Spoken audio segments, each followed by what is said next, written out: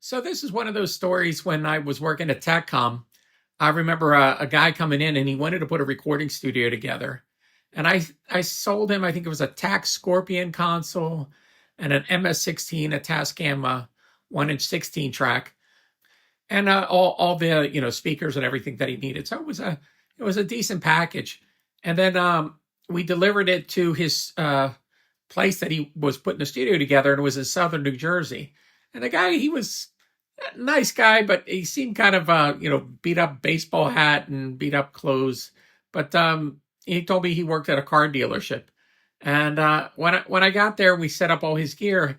We started talking, and I was wondering, where he was getting the money to put this whole thing together.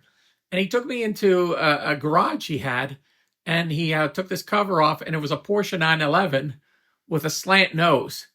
And I said, I don't understand. He says, oh, I did all the body work on this. I put the slant nose on it. And I said, well, what do you mean? He says, well, I just take a regular Porsche that has the headlights that are straight up and down, and then I put the slant noses on it so they pop up.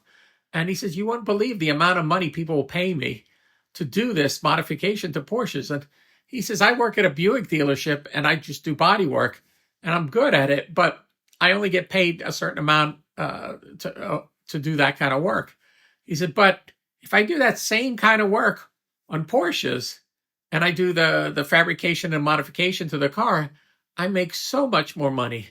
And I was like, that's interesting. And he just figured out, if you're doing the same work on an exotic car, you make more money. So that's what that whole deal turned out to be. So it was interesting how things that you stumble across as you're putting studios together. 'Cause mostly people that put studios together, it's extra income that they have, or it's a business that they're going to put together.